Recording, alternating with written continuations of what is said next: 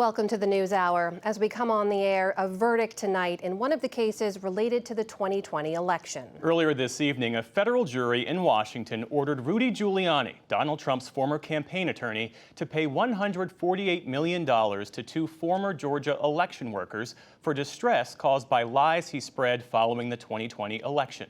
NPR's Miles Park was in the courtroom today and joins us now. So Miles, we should say this was a civil trial, and the jury was asked only to decide the amount of damages. Here's what Rudy Giuliani told reporters on his way out of the courtroom today.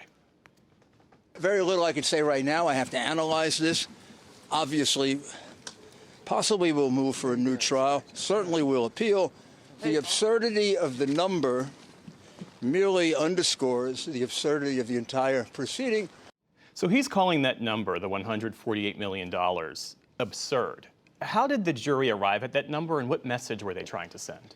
I mean, it is a staggering number, isn't it? I think throughout the entire week, the plaintiff's attorneys were trying to make the case that the jury should send a message that election lies, especially when the people pushing them are essentially using real people and who are getting caught up as casualties. This is not acceptable. You know, it made it clear that they wanted the jury to repair the women's reputation, but more than that, they wanted them to send a message that this is not how healthy democracies behave.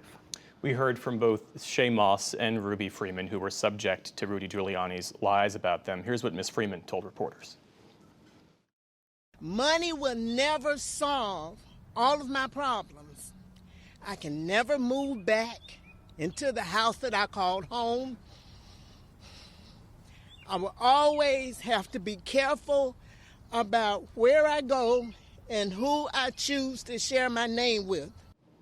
How did their attorneys make the case to the jury that the extreme emotional distress, their damaged reputations, that was worth X amount? Well, it really was kind of a two-prong approach where you had the practical aspect, and they made that case. They had an expert witness who was a marketing professor from Northwestern come in and show how these lies reached tens of millions of Americans in the time after voting ended in 2020, and then had her put together a strategic communications plan, essentially, what it would cost to counter those lies and repair the reputation. That estimate was put at roughly $47 million. And so then on top of that, then they said, and how do you measure essentially the emotional toll of this? And both women who were affected testified. Both women got emotional, cried on the stand.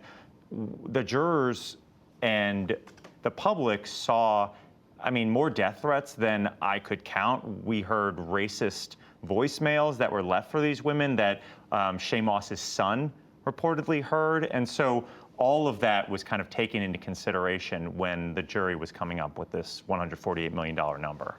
We heard Rudy Giuliani say an appeal is on the way. What happens next? It's a little bit unclear. He says he's going to appeal. I mean, throughout this entire process, one of the strange things about this is that while the attorneys for the plaintiffs say they want to send a message that this is not acceptable, Rudy Giuliani has continued to say these lies that he is being sued for here. On Monday, after court ended on the courthouse steps, Rudy Giuliani said, everything I've said about those women is true, and said again that they stole the election. So what's next? I think he is clearly indicating that he's going to appeal this decision. I think what's a little more unclear is how this penalty is going to affect whether he and whether the former president, whether other people who have continued to spread these lies over the last few years, whether this affects whether they continue to do that looking ahead at 2024. NPR's Miles Parks, thanks for coming in straight from the courtroom today. We appreciate it. Thanks, Jeff.